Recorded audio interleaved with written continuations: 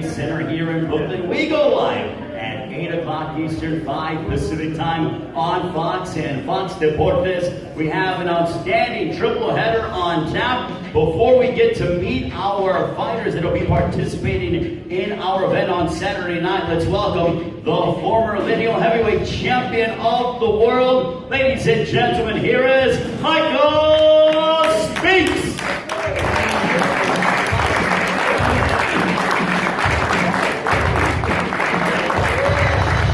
Michael, it is great to see you. How excited are you for Saturday night? A big night of action at Barclays Center live on Fox. A heavyweight slugfest, the fight that I know you're very excited about. Adam Kownacki and Chris Arreola. Yes, I am excited about the fight. I'd like to see who is going to win. We can't wait, ladies and gentlemen. Another round of applause for Michael Spinks, the former heavyweight champion of the world. So Saturday night, we kick off the action in the super welterweight division as we bring up a man who has a record of 27 wins, 21 of those coming by way of knockout against 4 defeats. Originally from Lagos, Nigeria, now fighting out of Los Angeles, California. Ladies and gentlemen, introducing Wale Lucky Boy Omotoso.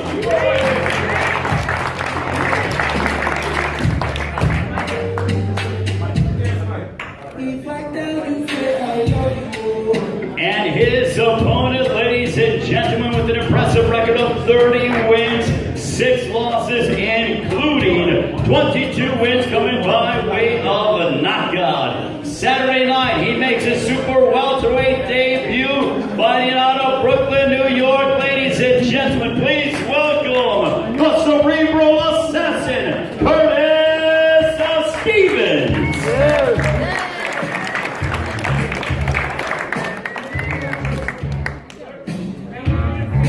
This is our first bout. It is PBC live on Fox and Fox Deportes here at Barclays Center.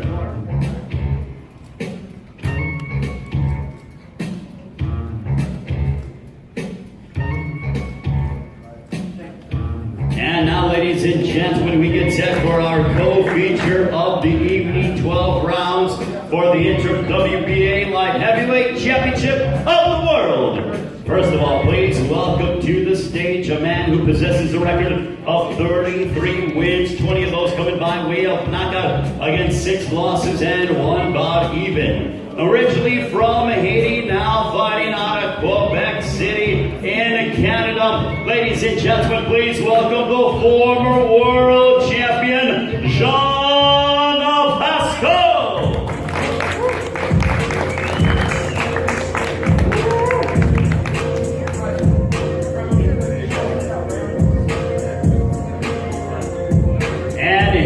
Opponent. He is a 2012 United States Olympian with a record of 23 wins, no losses, 16 of those coming by way of knockout. Having captured his title by defeating Badu Jack back in January.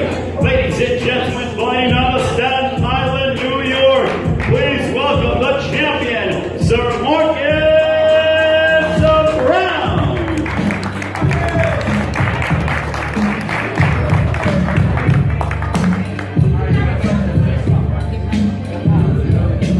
This is our co-main event, ladies and gentlemen. Marcus Brown and Jean Pascal. It's PBC live on Fox.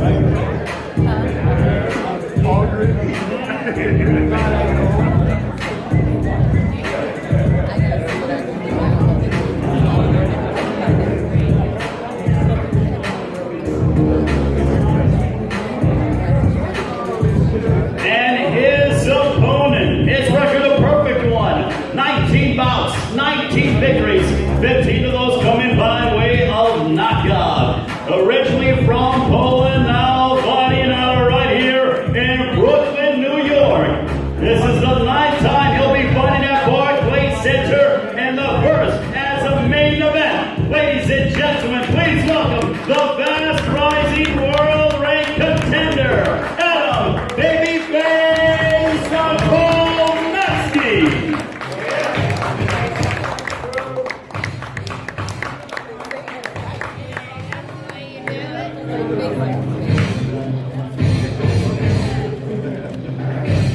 Ladies and gentlemen, this is our main event. It's Kownacki and Arreola, a heavyweight slugfest. It's PBC, live on Fox this Saturday night, 8 Eastern, 5 Pacific.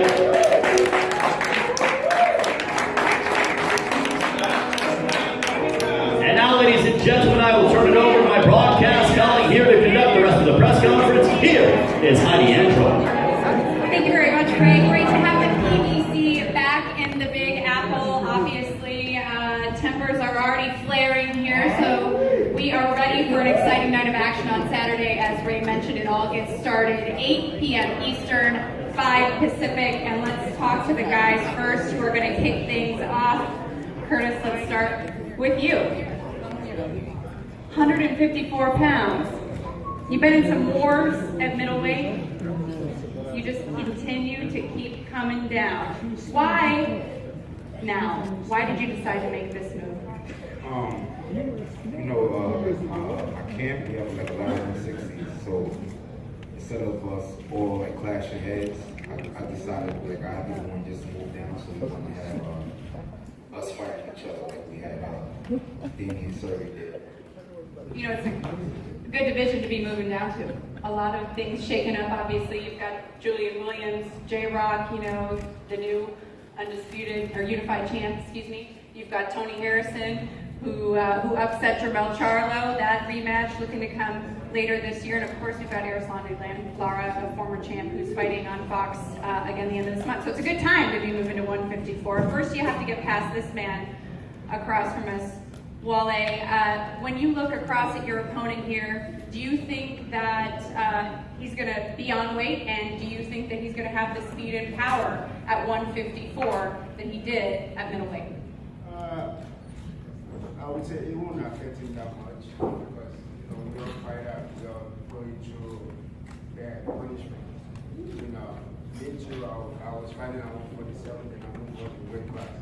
We go get there on Saturday and give the best we could. And that's all I can say. So I really appreciate taking the fight.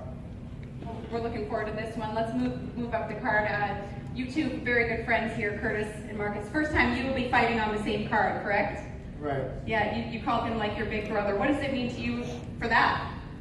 I mean, it just shows you how life moves and time waits for no man. I remember, like I said, being 16 and watching Curtis and Berto and all those guys, Kid Chocolate, headline Hammerstein Braun. So to be on the same card with him, it's an honor. Things got a little heated there on the stage. I know in a first press conference, a lot of words were said. What happened just here now? What was said and why the tip? Because he was touching me in places, I really don't want to be touched, holding in my face, and I called him my son. Because he's my son, and I'm his son on Saturday. John, I'm sure you have some words to respond to that. I'm his son. That's so funny. When I was his age, I was already world champion. He was watching me on TV while I was at the Olympics. I'm his son. Come on, man. You will stop lying to yourself. Like, the truth will come out anyway Saturday night. Good luck. That's it. Good luck. You haven't gone 2 fights in your career, if I'm not mistaken. There hasn't been a third time that you haven't gotten a knockout. It's every 2, then a knockout. You haven't had a knockout in 2 fights. Do you expect to knock him out on Saturday? No pressure, honestly. I'm a punishment, I'll tell you that much. And I'm gonna beat his ass, so however you wanna go, you're gonna go. But yeah, it's gonna be a good one. John, you said you expect him to run like a chicken. Listen, at the first press he said he's gonna knock me out, and now he's switching his phrase. Now he said he's gonna do his best, he's gonna pressure me, he's gonna do his best. Are you gonna run like a chicken? and all like an octopus, or are you gonna fight like a man and try to knock me out for real? Because we all know that you're the best for running like a chicken and all like an octopus. So what you gonna do right now? Promise the world, promise all the fans that you're gonna fight like a real man this time around. Promise, because you said I'm gonna beat you up. I promise I'm gonna beat your ass. I promise. You said you're gonna knock I me promise out. I'm gonna beat your ass. No, you said the first press conference you're gonna knock me out. So promise the world that you're gonna knock me out and fight like a man. I'm not promising the world nothing. I promise I'm gonna beat you and I'll beat you down. I know why you can promise anything. Cause hold on a second. We're giving props. If I were this, are you gonna promise the world? If I wear this and look like a woman, are you gonna promise the world that you're gonna knock me out? Yeah, like you sure. used to do? Sure. Say let me know. Say let me know. Say let me know. If I wear this and win, are you gonna promise the world you're gonna knock me out this time around? All right. I see Saturday. I see our heavyweights. I see Saturday. Just ready. Let's get to the main event. I know that this one's got fireworks behind it, that's for sure. Adam, Chris, you've been waiting patiently. Yeah, I think he's kind of hungry, so They are. we gotta make weight, so a lot of angers. You're angry. You don't have to worry about that being the heavyweights. Let's start with you, Adam. This is your home. The last time we were in Brooklyn, the crowd was red and white. The Polish fans came out to support you. What does it mean to you to be headlining here in Brooklyn on Fox? It's one of my dreams coming true. I grew up when Rocky Center was being built. You know, that's one of my dreams as an amateur to fight here, and Saturday night's coming true. So I'm very excited. You know, Chris, we talked earlier today about your win in Dallas and how you kind of have this resurgence in your career. But you've said that if you don't win, you will retire. Do you stand by that? And is there added pressure in your mind knowing that this could be your last press conference, your last weigh-in? I'm carefree, man. I have no stress in my life. If I lose, I'm okay with walking away. But I'm not here to do that. I'm here to win. I'm here to win. You know, I know I have a tough opponent in front of me with Adam. I know I got my work cut out for me, but the alignment will continue. You brought in Joe Goosen for this camp.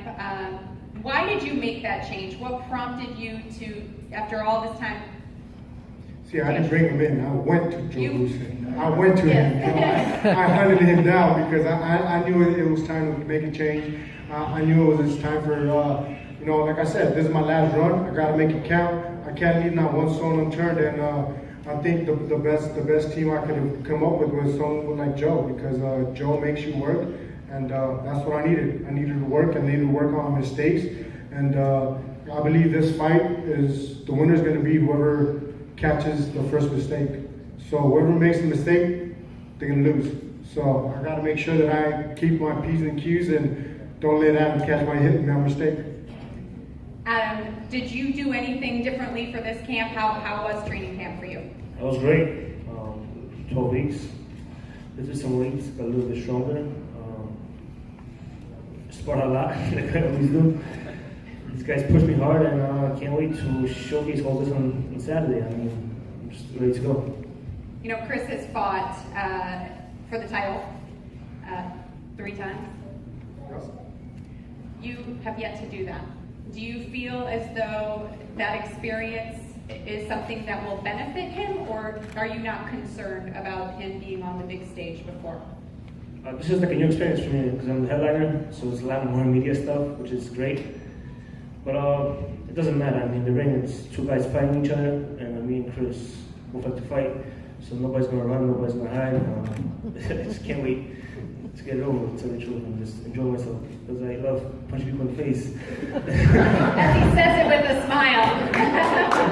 You both do. 2 of the nicest guys in boxing. Chris, when you look across at Adam and you know the kind of guy he is. Yeah.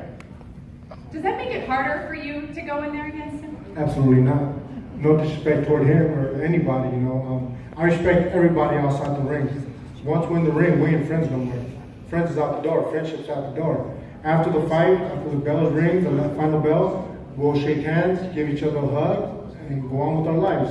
The main thing is I want to make sure that I go back to his family, he goes back to his family. But the main thing is I'm here to put on a show. I'm here to put on a show. It's lights, camera, action, time to shine.